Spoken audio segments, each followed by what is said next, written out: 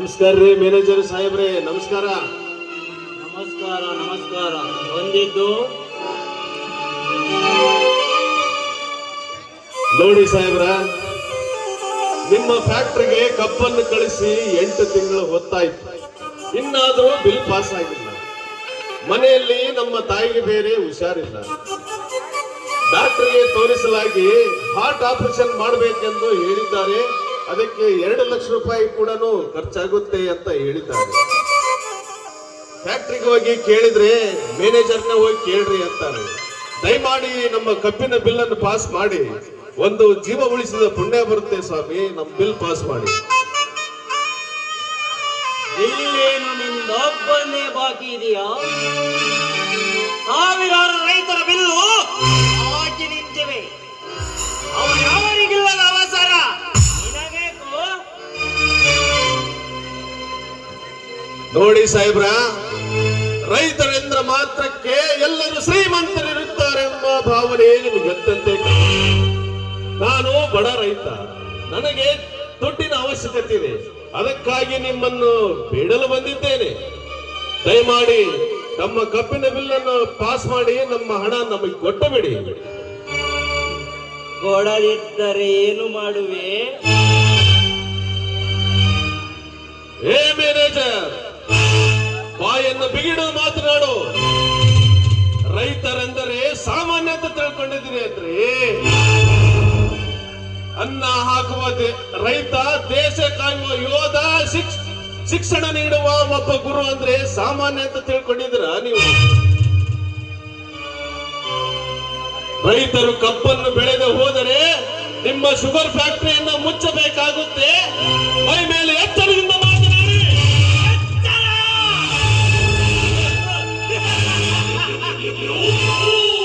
ನನಗೆ ಎತ್ತರ ಇರುವ ಹಕ್ಕುನ್ನೇ. ಮುರಾರಿ,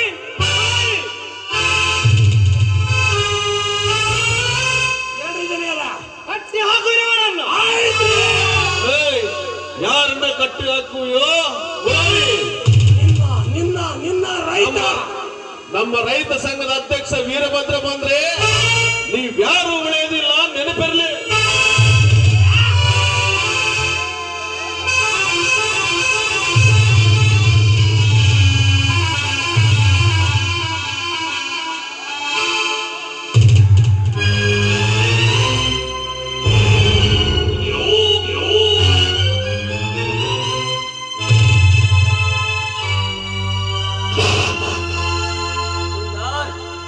ಇವನು ಹಾಗೆ ಎಳುವಿಗೆ ಬರುತ್ತಿಲ್ಲ. ಇವನಿಗೆ ಒಂದೆರಡು ಏಟು ಹಾಕಿದ್ರೆ ಗೊತ್ತಾಗುತ್ತದೆ ನಮ್ಮ ಕೆಪಾಸಿಟಿ ಏನು ಎಂಬುದು.